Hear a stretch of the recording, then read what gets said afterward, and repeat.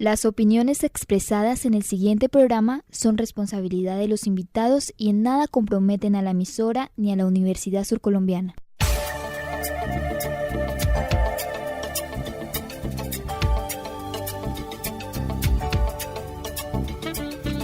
Mediante Radio Universidad Surcolombiana tendrás asesorías en temas empresariales, jurídicos, de nutrición, de salud y de psicología. En el consultorio. Un espacio para que des respuesta a tus preguntas más frecuentes en estas áreas. Escucha en el consultorio de lunes a viernes en Radio Universidad Surcolombiana 89.7 FM, la radio de pensamiento universal. En el consultorio nos vemos.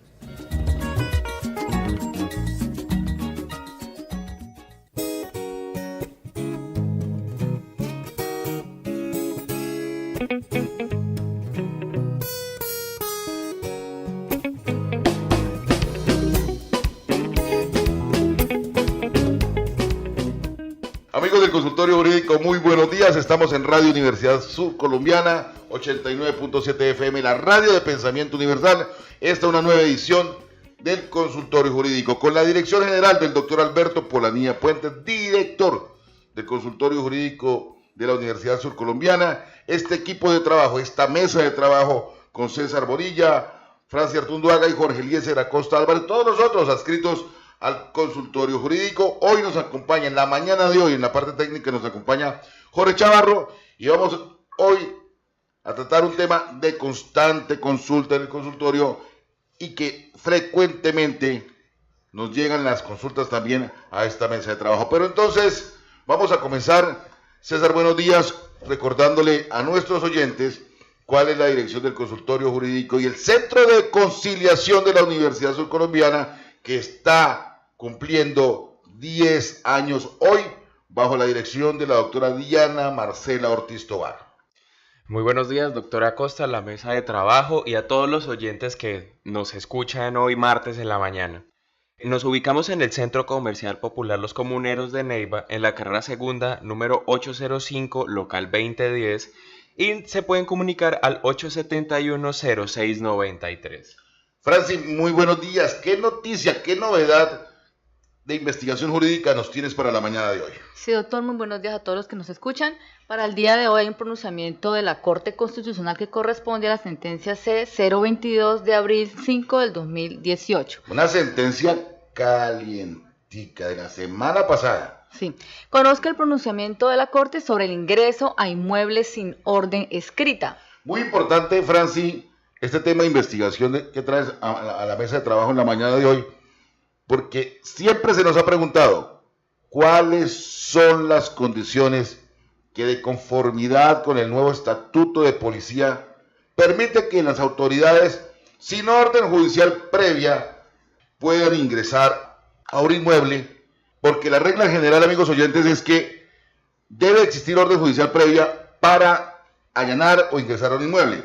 Pero entonces la Corte está estableciendo, está modulando unos determinados asuntos para que nos indique cuándo es procedente sin esa orden previa. Bueno, este pronunciamiento, ese comunicado de la Corte Constitucional decide estárselo resuelto en una sentencia que corresponde a la C-212 del 2017, en la cual declaró exequible ese enunciado y la totalidad de los numerarios del artículo 163 del nuevo Código de Policía, que corresponde a la Ley 1801 del 2016. Además de esta providencia, también declaró exequible los apartes de este parágrafo 1, en el entendido de que el cumplimiento de las garantías previstas no excluye la realización de un control judicial posterior de la actuación policial. A su vez, ese tribunal dispuso inhibirse de dar un pronunciamiento de fondo frente a la exigencia que puede hacer las personas sobre la plena identificación de la autoridad. Es bueno precisar que hay 6 eventos que contemplan la norma para que la institución policial pueda penetrar en casos de imperiosa necesidad a un inmueble sin orden escrita. Estas son: primero, para socorrer a alguien que de alguna manera pida auxilio; La segunda, para extinguir incendio o evitar su propagación o remediar inundación o conjurar cualquier otra situación similar de peligro. Tercera, para dar caza a animal rabioso o feroz. Cuarta, para proteger los bienes de personas ausentes cuando se descubra que un extraño ha penetrado violentamente o por cualquier otro medio al domicilio de estas personas. Quinta, cuando desde el interior de una casa o edificio se proceda por vía de hecho contra persona o propiedad que se halle fuera de estos. Y sexto, para proteger la vida e integridad de las personas si en el interior del inmueble o domicilio se están manipulando o usando fuegos pirotécnicos, fuegos artificiales, pólvora o globos sin el debido cumplimiento de los requisitos establecidos en la ley. Además, este parágrafo único dice que ese personal uniformado que realice un ingreso al inmueble sin orden escrita de inmediato rendirá informe a su superior con copia al propietario, poseedor o tenedor del inmueble donde conste la razón por la cual se realizó ese ingreso. Debe indicarse si el propietario, poseedor o tenedor considera que no había razón para el ingreso o que se hizo de manera inapropiada. Podrá informar ese propietario a las autoridades competentes. En todo caso, ese ingreso al inmueble pueden exigir la plena identificación de la autoridad a fin de evitar la suplantación, verificación a realizar mediante mecanismos provistos o aceptados por la autoridad policial. ¿Cuáles son los argumentos de la Corte? Esta acción de inconstitucionalidad es relativa porque vulnera de los derechos fundamentales a la inviolabilidad del domicilio, según el artículo 28 de la Corte de la Constitución Política, y coincide plenamente con aquella que fue objeto de examen también por el tribunal en la sentencia C-212 del 2017. Concluyó que al existir cosa juzgada constitucional relativa debe estarse a lo resuelto allí.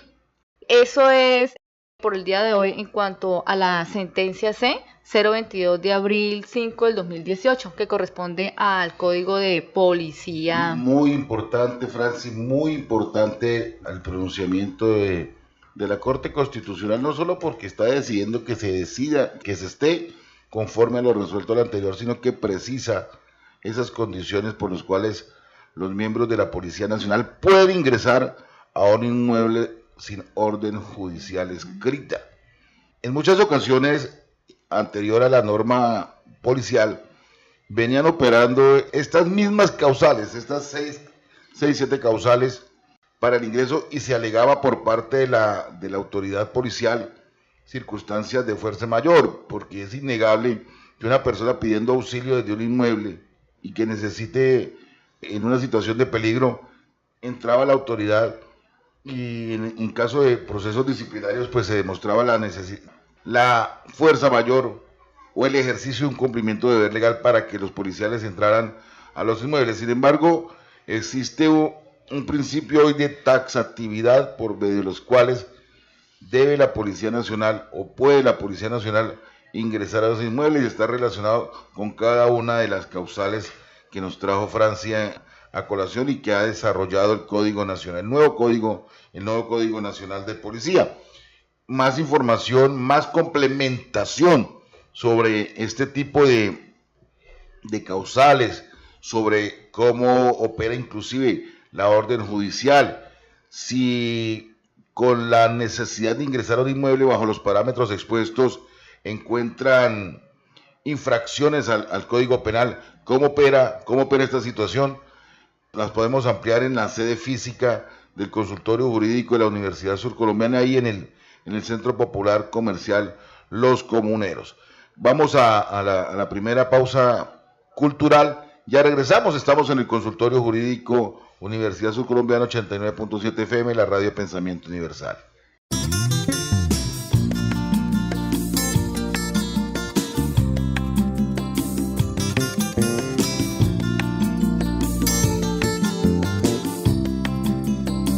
Oye, Manuela, tú serás siempre para mí, porque mi amor es sagrado.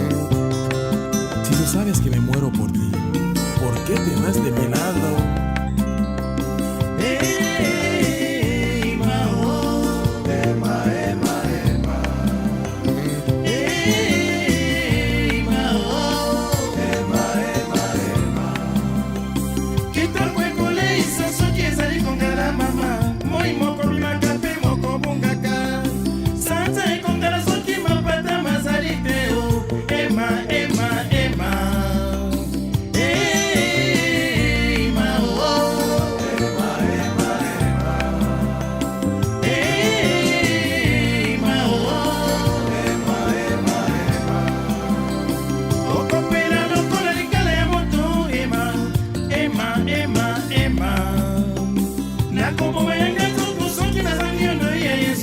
relación ya gana yo y pana.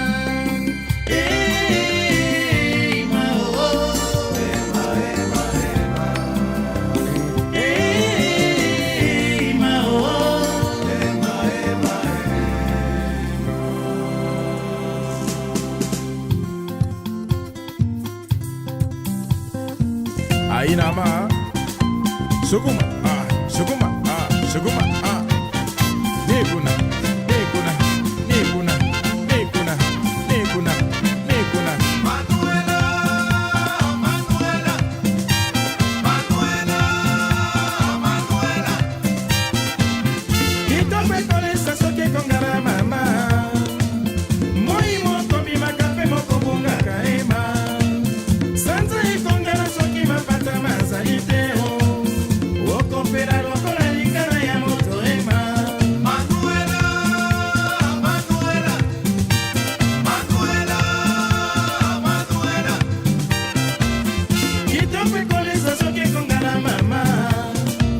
Muy moco mi macape moco bunga caema. Santa y con gana soque ma pata más ariteo. Oco pelano con la ligada ya moto ema.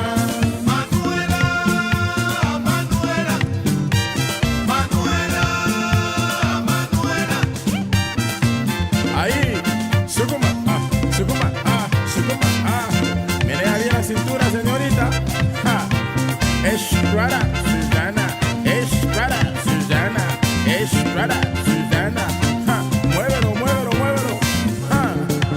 Ninguna, ninguna, ninguna, ninguna, Yema ya así su.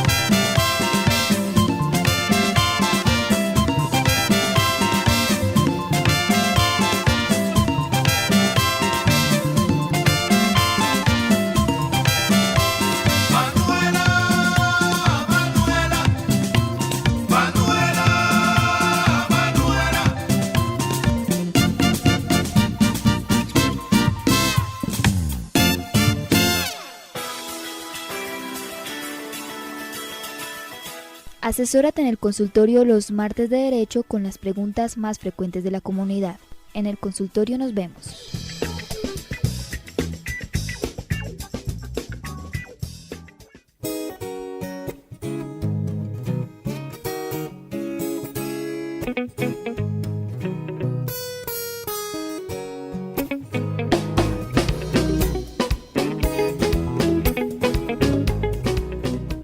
Continuamos en el consultorio jurídico de la Universidad Radio Universidad Surcolombiana 89.7 FM, la radio de pensamiento universal.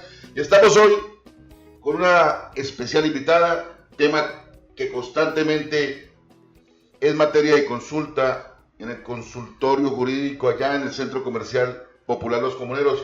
Entonces, recordémosles a nuestros oyentes la dirección del consultorio jurídico y el Centro de Conciliación de la Universidad Surcolombiana, que cumple ya 10 años. Estamos de celebración con el Centro de Conciliación, 10 años prestándole servicios a toda la comunidad, no solamente de la ciudad de Neiva, sino también de todo el sur colombiano. César, entonces, ¿dónde encuentran nuestros oyentes el consultorio jurídico y el centro de conciliación de la Universidad Surcolombiana? Nos encontramos en el Centro Comercial Popular Los Comuneros de Neiva, en la carrera segunda, número 805, en el local 2010, y se pueden comunicar al teléfono 871-0693. Muy bien. Bueno, César, ¿quién es nuestra invitada? Es nuestra invitada, una hermosa dama. Claro que sí. ¿Y de qué tema vamos a hablar? Claro que sí, en la mañana de hoy nos acompaña la doctora Diana Marcela Rincón Andrade. Ella es egresada del programa de Derecho de la Universidad Surcolombiana, especialista en Derecho Laboral y Relaciones Industriales de la Universidad Externada, y además es candidata a magíster en Derecho Público de la Universidad Surcolombiana. También es especialista en Derecho Procesal de la Universidad Nacional. Es asesora y abogada litigante y tras de todo nos acompaña en cátedra en la universidad. Doctora Diana, muy buenos días y gracias por estar en esta mesa de trabajo. Su siempre disponible colaboración con este consultorio jurídico es para nosotros muy grato tenerla acá. Muy buenos días a la mesa de trabajo y a los oyentes que en esta oportunidad están disfrutando del consultorio jurídico a través de la emisora Radio Surcolombiana. Bueno, César, cuénteme usted, Franci, ¿de qué tema vamos a hablar en la mañana de hoy? Para el día de hoy tenemos sobre las trabajadoras o trabajadores domésticos que nos va a hablar la doctora Diana Rincón. Doctora Diana, en ese tema de los trabajadores de servicio doméstico, hay una sentencia de la Corte Constitucional acerca de la igualdad de derechos laborales de estos trabajadores con cualquier otro trabajador.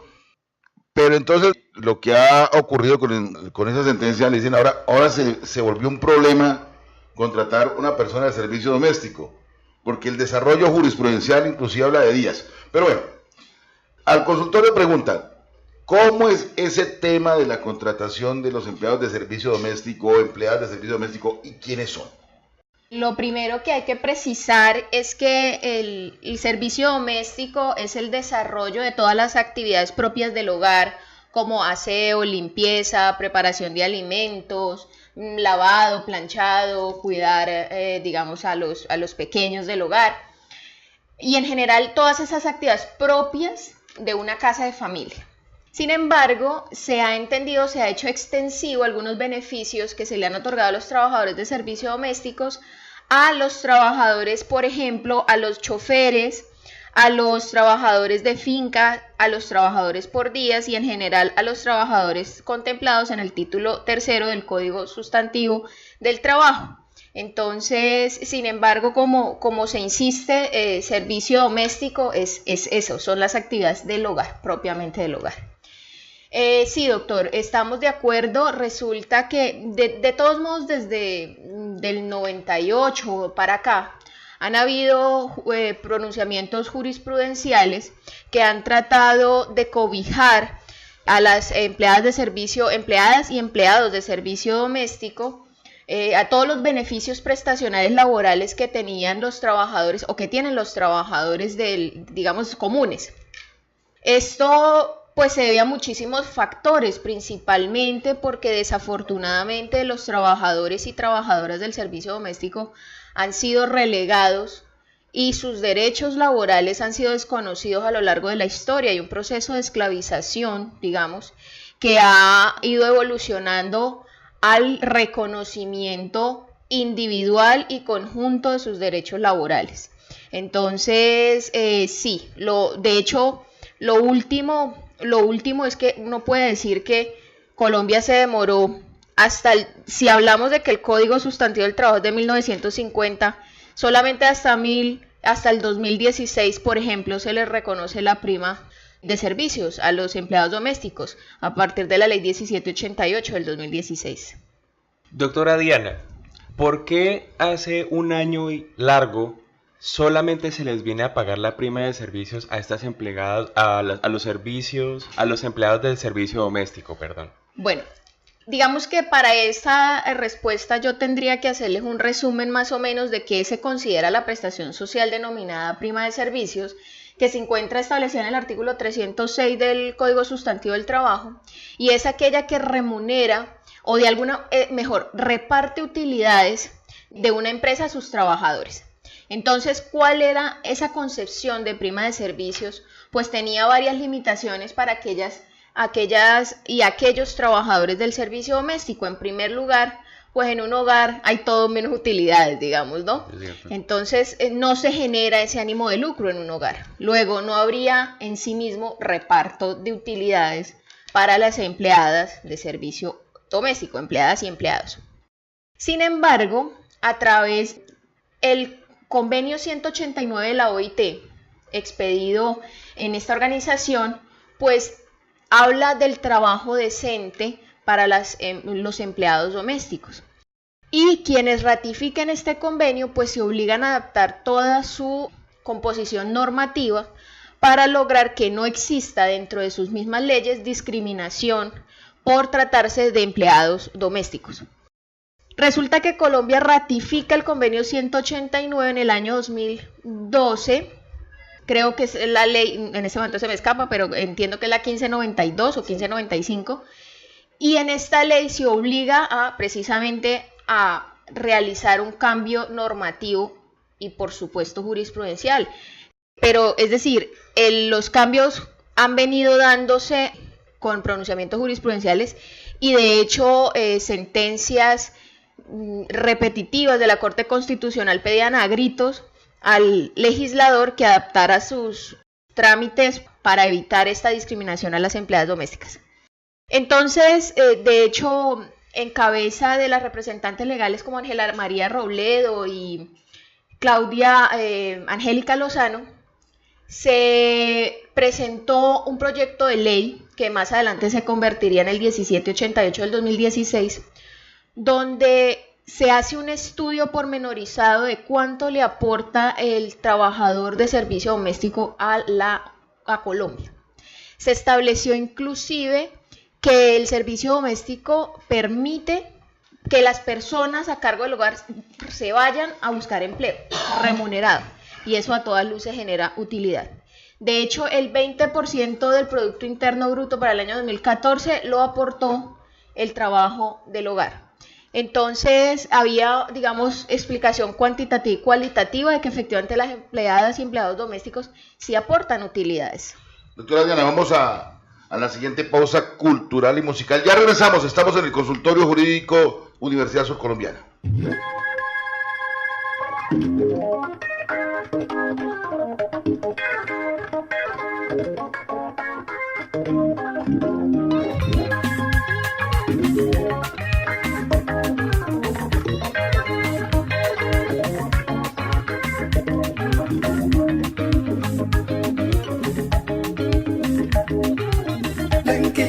Nayo, italugu tungalashite.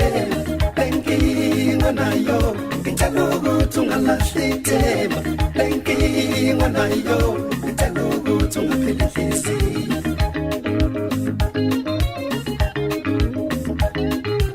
Lenki nayo, italugu tungalashite. Lenki nayo, italugu tungalashite. Lenki nayo. Italugu tungapelekisi.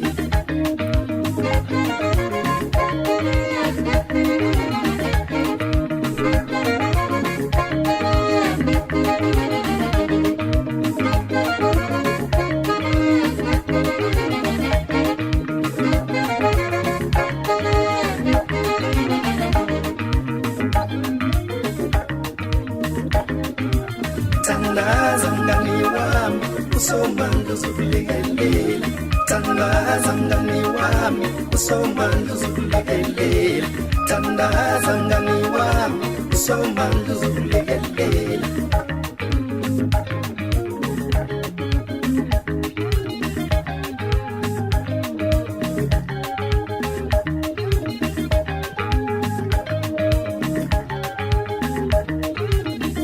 Jesu bayampiga abanye kodwa batukhona. Jesu bayampiga abanye kodwa batukhona. Abanye bayampiga abanye kodwa batukhona. Tandaza Tandaza mngani wami usomanga uzokulekelela.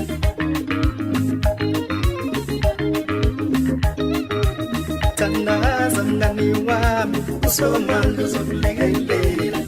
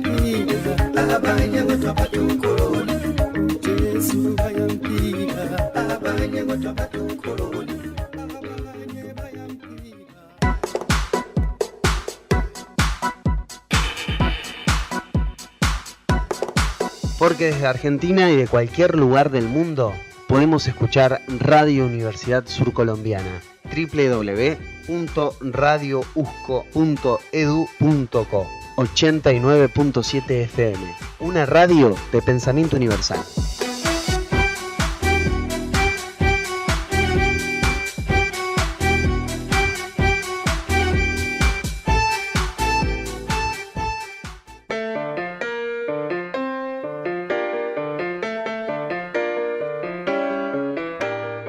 Detta är en radiosändning från HJM 61 vid Universidad Surcolombiana, Centrum för högre utbildning i de södra delarna av landet. Vi lyssnar på Radio Universidad Surcolombiana, FM 89,7, radion med ett universellt tänkande. Institución sujeta a inspección y vigilancia por el Ministerio de Educación Nacional.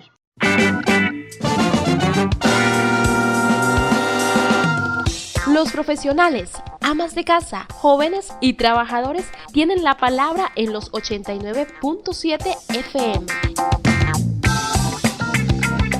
Emisora Radio Universidad Surcolombiana.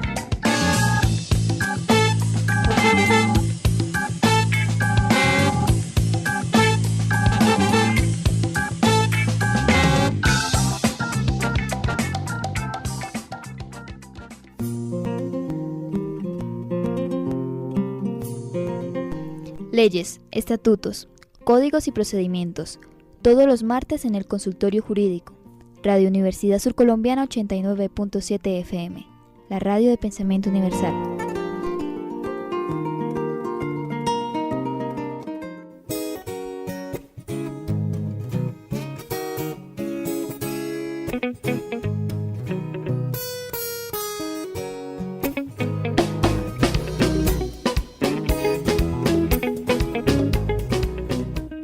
Seguimos en el consultorio jurídico de la Universidad Surcolombiana, 89.7 FM, la radio de pensamiento universal. En nuestra mesa de trabajo se encuentra la doctora Diana Rincón, experta, especialista, candidata a magíster en temas de derecho laboral, y estamos hablando de los empleados o empleadas del servicio doméstico. Doctora Diana, hasta antes de la pausa nos venía comentando sobre los antecedentes de la consolidación de los derechos de este tipo de trabajadores. Doctora Diana, hemos llegado, usted ha hecho una predicción bien importante, estábamos bien retrasaditos en la consideración de sus derechos, pero si los fallos anteriores de la Corte hablaban de igualdad de derechos de estos trabajadores, ¿por qué llegamos tan tarde? Solo hasta 2016, ¿no? Solo hasta el 2016. Bueno, en realidad, a ver, el tema fundamental radica en la informalidad que uno podía decir de este tipo de trabajadores. De hecho, hace poquito se hizo una investigación aquí desde el programa de Derecho de la Facultad de Ciencias Jurídicas y Políticas sobre el impacto de la Ley 1788 en la ciudad de Neiva, y se encontró que el 96% de los contratos de empleadas domésticas es verbal y por tanto informal. De hecho, las encuestas arrojaron como resultado que las trabajadoras, y cuando hablo de trabajadoras me refiero a que el 98% de estos empleados son mujeres, arrojó como resultado que trabajadoras y empleadores creen que por el hecho de ser trabajos por día o por tiempo parcial o por horas, no tienen derecho al pago de sus prestaciones sociales ni de su seguridad social. Entonces eso es una cultura, digamos, ya es un pensamiento arraigado en la sociedad. Pensar que si a las señoras la contratan para trabajar el lunes solamente, lunes o miércoles y viernes, pues no tiene derecho al pago completo de sus prestaciones y de su seguridad social porque no trabaja el mes completo. Y eso es un error fundamental y garrafal, digamos, en el sentido de que se le están desconociendo sus prestaciones sociales. Por el solo hecho de trabajar un solo día, uno solito, es obligatorio afiliar al trabajador y pagar todas las prestaciones. ¿Y eso qué trae como consecuencia? Uno, bueno, lo que ya mencionamos, informalidad. Entonces la gente prefiere quedarse calladito, no decir nada, pues porque no lo contratan, ¿no? Porque al empleador eso le genera un gasto muy, muy alto. De hecho, el valor anual de un empleado o empleada de servicio doméstico con un salario mínimo es de más o menos 14 millones de pesos. Y claro, eso genera un impacto económico fundamental. Entonces la gente a veces prefiere quedarse calladita, dejar el trabajo informal y no recibir las prestaciones. Entonces, claro, como es una cultura de desconocimiento y discriminación que ya hace parte de nuestras conciencias, digámoslo así, pues eso, por eso yo creo que a eso se debe la tardanza en el reconocimiento de sus derechos. Pero lo que pretendemos, lo que esperamos, es que estos derechos vayan evolucionando y se vayan adaptando a las condiciones jurídicas que está imponiendo el mundo moderno. Doctora Diana, ya hablamos de que las personas que trabajan, así sea un solo día, tienen que hacerse una afiliación. En el servicio doméstico también sabemos que se les paga una prima, pero las personas que nos están escuchando pueden tener la pregunta de, ok, estoy trabajando, ya sé que me pueden pagar esto, pero ¿qué más me pueden pagar? ¿A qué tienen derecho estas personas que se les pague? Bueno, en general tienen derecho a todo, es decir... ¿Hasta por un día? Hasta por un día. Doctora Diana, es que la mayoría de consultas, retomando la pregunta de César, es que nos llegan allá al consultorio ahorita, bueno, contraté a una persona para que me fuera a planchar hoy. Nosotros entendemos que el traumatismo pues de ir a coger el formulario, ir a afiliarla, luego reportar la novedad al otro día, bueno, eso termina siendo legalmente dispendioso. Pero entonces, todo proporcionalmente desde prima, vacaciones, cesantía, intereses de cesantías, todo eso, doctora, o hay alguna restricción respecto a esa liquidación. No, para efectos de prestaciones sociales no hay ninguna restricción, es decir, si usted trabajó un día, pues sobre un día se le deben liquidar todas las prestaciones sociales y son fórmulas matemáticas que uno aplica y que en realidad son muy sencillas. Para efectos de la seguridad social, se permite que aquellas trabajadoras que trabajen por tiempos menores a 3 meses puedan seguir afiliadas o ser beneficiarias del régimen subsidiado, pero el empleador tiene que hacer su aporte al FOSIGA, ¿cierto? O al antiguo FOSIGA, ahora ADRES, para realizar el aporte. Pero hay que pagar pensión y hay que pagar riesgos, y en esto yo abro el paréntesis, es muy importante tener a las trabajadoras afiliadas a riesgos laborales, pues para efectos de cualquier accidente que se pueda presentar, y para ello les voy a contar una anécdota muy chiquitica para que ustedes tengan en cuenta lo peligroso que es tener una trabajadora, así sea un día, como dice todo el mundo, es que es un dita puede ocasionar. Resulta que se presenta una demanda laboral por una trabajadora que estuvo 2 días en el mes de diciembre decorando la Navidad de su empleadora, ¿cierto?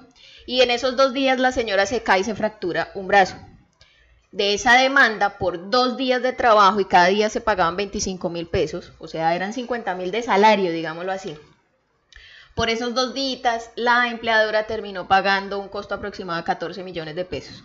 Por esos 2 días, ¿sí? Porque obviamente fue condenada a una sanción moratoria por el pago de no prestaciones y además por el tema del accidente que había presentado su trabajadora. Entonces, tengan en cuenta esta situación. O sea que hasta la sanción moratoria, si yo no le pago la liquidación a esa empleada del servicio doméstico o a ese empleado del servicio doméstico, va y me demanda. ¿Y cómo se maneja este tema de la sanción moratoria, doctora Diana? Claro, por supuesto. El artículo 65 del Código Sustantivo del Trabajo es sumamente claro en decir que al momento de la terminación usted tiene que estar a paz y salvo por todo concepto con el empleador, con el trabajador, es decir, salarios y prestaciones sociales, inclusive la seguridad social.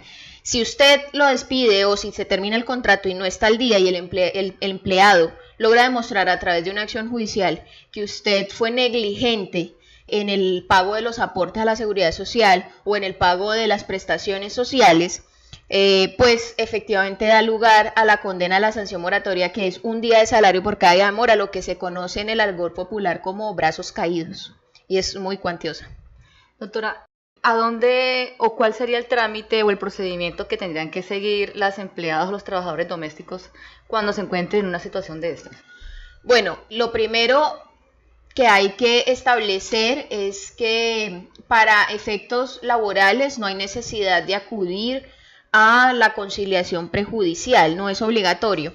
Sin embargo, es recomendable en el sentido de que siempre es mejor, dicen por ahí, un mal arreglo que un buen pleito, y eso no significa que se esté patrocinando el desconocimiento de derechos laborales, pero se le está ahorrando un trámite judicial que puede ser muy dispendioso para un trabajador o una trabajadora doméstica.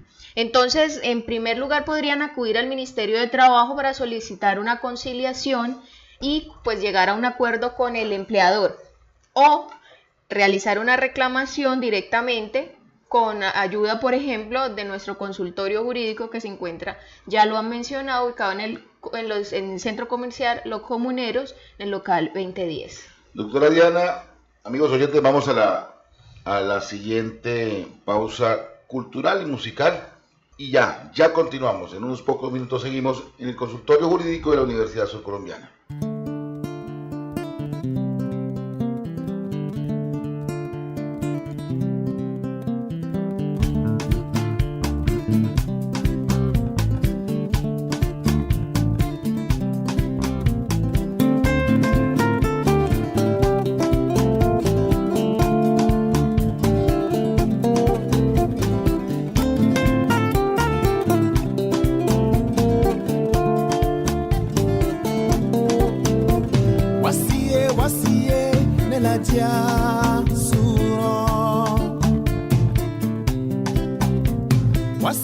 Wasiye Dinkurani dine masuro Dinkurani yorobe kera wasiye Dimsoni yorobe kera wasiye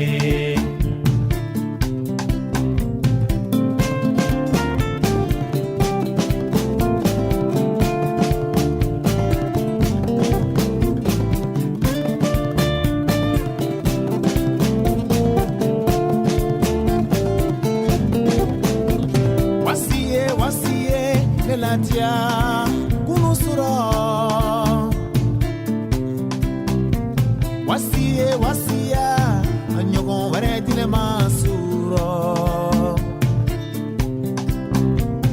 Musoni yorobe kera kera komuso Dinkurani yorobe kera iko wasala Anyekiseye wasitaye Atawolo fanaye wasitaye Achekiseye wasitaye Abolo kala fanaye wasitaye Iyaye iye wasiye Iyaye iye wasiye Wasiye ne latia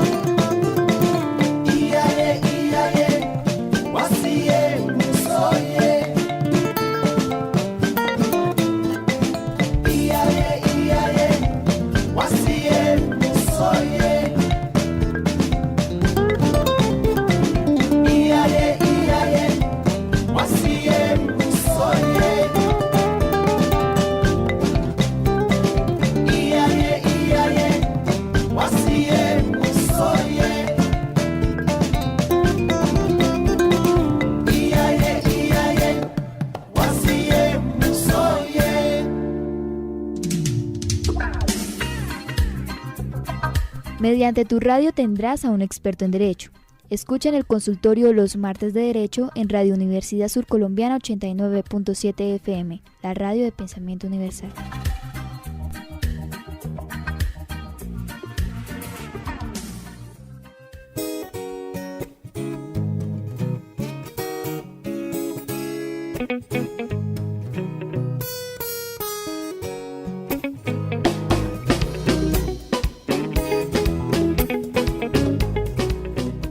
Seguimos aquí en el consultorio jurídico de la Universidad Surcolombiana. Estamos en 89.7 FM, la radio de pensamiento universal, y nos acompaña en la mañana de hoy la doctora Diana Rincón, especialista en Derecho Laboral. Y estamos hablando precisamente de los empleados o las empleadas del servicio doméstico.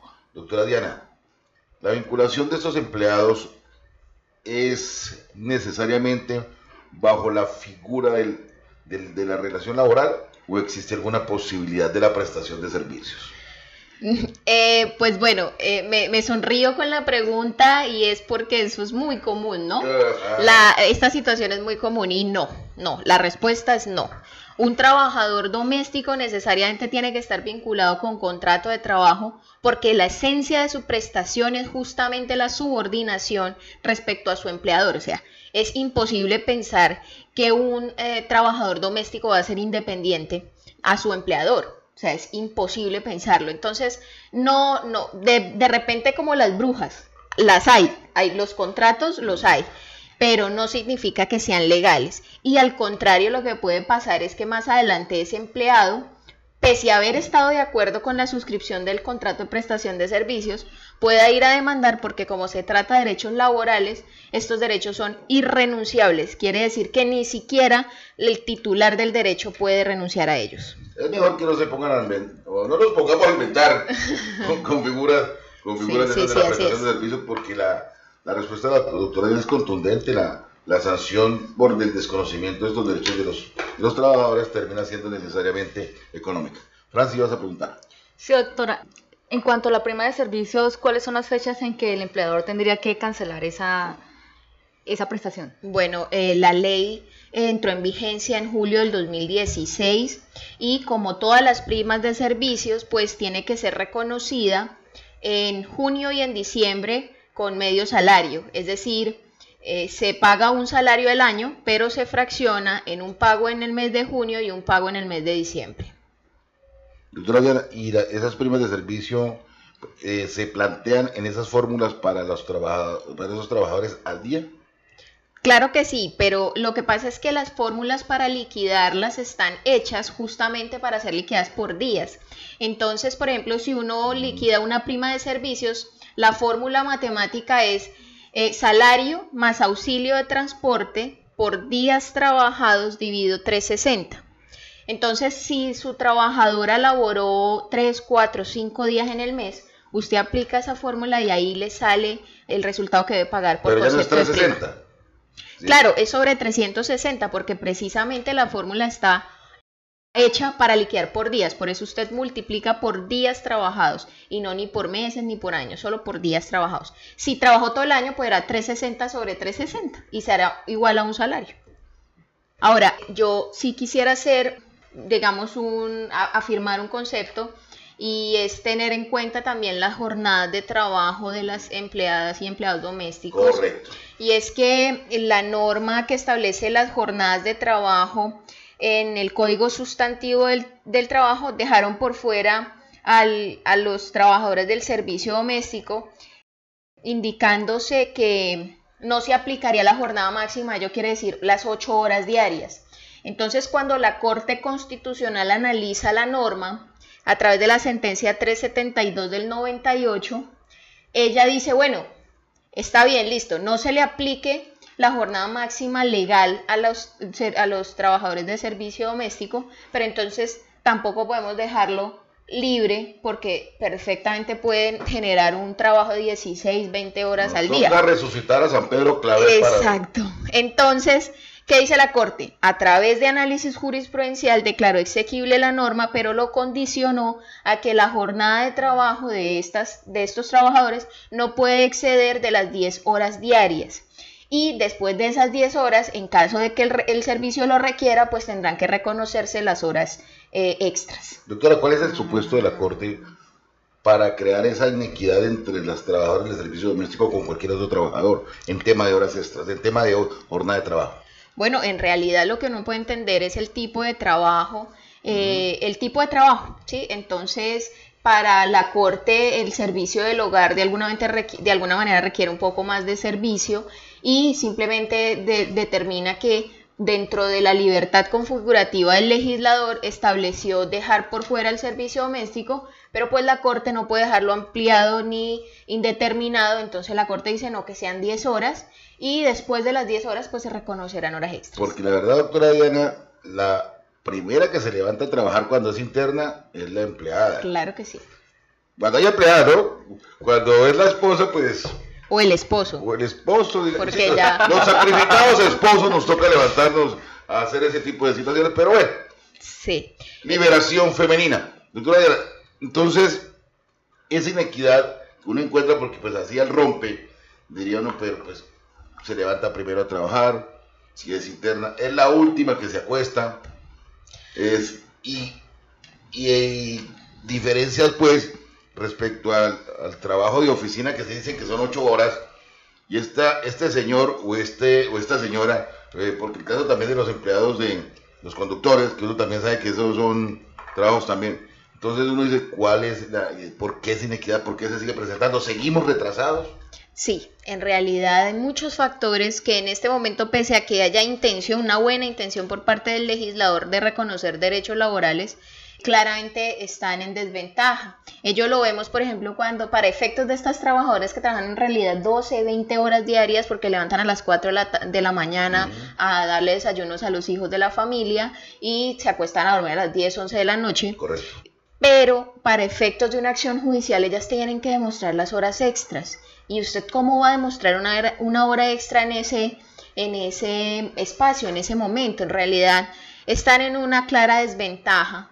Y eso es lo que tenemos que trabajar nosotros desde la academia y pues obviamente cuando los estudiantes lleguen allá a las altas cortes y al Congreso de la República, si han de llegar para hacer el bien, pues trabajar en esos cambios y en esas adaptación de normas para la realidad del país y el contexto de estas empleadas, porque en realidad esto es uno de muchos ejemplos de lo que falta por hacer en la norma. El servicio doméstico, los trabajadores de lo que conducen vehículos. Doctora Diana, uno encuentra constantemente en las consultas, allá en el consultorio jurídico, entonces dicen, yo soy empleado doméstico, trabajo de empleada doméstica. ¿Cómo hago entonces, en algo que trata precisamente usted, esa demostración contractual? ¿Verbal como toda regla general o cómo opera? Porque la regla general es que nadie tiene contrato, ¿vale? Sí, exacto, es la informalidad en el contrato. Bueno, para acudir a la jurisdicción y establecer y demostrar el contrato, realidad, que es un contrato laboral, pues vale la pena echar mano de cualquier medio probatorio que sea suficiente para demostrar la prestación personal del servicio y con ello pegarnos un poquito de la presunción que establece el artículo 24 del Código Sustantivo del Trabajo. Después de que usted logre probar que había una prestación personal del servicio, se presume que usted laboraba bajo un contrato de trabajo. Pero yo no digamos, en mis cátedras siempre he tratado de inculcarle a mis estudiantes, futuros colegas, que traten de recolectar los mayores medios probatorios posibles, testimonios, fotografías, que la señora... Ya todos ya recogiendo la ruta, veía que era la señora que... Exacto, que la señora que sale, pues como es que estos trabajadores se vuelven ya parte de la familia, ¿no? Entonces que salió en la foto en el Facebook familiar, bueno, en fin, realmente iba a fiar a la tienda. Iba a fiar a la tienda, todo el mundo lo conocía como la señora o la empleada de tal persona. Esto, es decir, echar mano de cualquier medio probatorio. En lo posible que sea prueba documental, videos, fotos, escritos, en lo posible. Si no se puede prueba documental, pues entonces acudir a los testimonios. Con el efecto grave, y es que horas extras no podemos probar con testimonio. Acá Jorge nos está haciendo señas de que el tiempo se nos acabó, pero yo quiero una consulta pequeñita que nos preguntan todos los días. El trabajo, el salario en especie, ¿cómo opera ahí? Bueno, entonces el salario en especie, cuando un trabajador devenga un salario mínimo, el salario en especie no puede ser superior al 30%. Entonces, ojo que el salario en especie tiene que ser pactado por escrito. Entonces no le pueden decir a uno, ¿sabe qué? Yo le doy la comida, la dormida, ¿qué es lo que ocurre? Y yo solamente le voy a pagar 300.000 pesos. Porque eso sería, además de que sería sumamente amañado por parte del empleador. Leonino. Sí, pues efectivamente está contra los derechos irrenunciables del trabajador. Claro, hasta el 30%. Doctora Diana, muchas gracias. Su gentileza con esta mesa de trabajo ya es conocida. Le agradecemos también su tiempo. Sabemos que es una mujer muy ocupada y esperamos tenerla nuevamente en esta mesa de trabajo. Con muchísimo gusto, aquí estaré desde que me inviten y yo feliz de acompañarlos a ustedes y a los oyentes. Estuvimos con la dirección general del doctor Alberto Polanía Puentes, director del consultorio jurídico de la Universidad Surcolombiana, y esta mesa de trabajo con el doctor César Bonilla, la doctora Francia Tosduaga y Jorge Eliezer Acosta. Todos nosotros estamos adscritos al consultorio jurídico de la Universidad Surcolombiana y en el apoyo técnico en la mañana de hoy estuvimos con Jorge Chavarro. A todos ustedes un feliz día y nos vemos en una próxima oportunidad.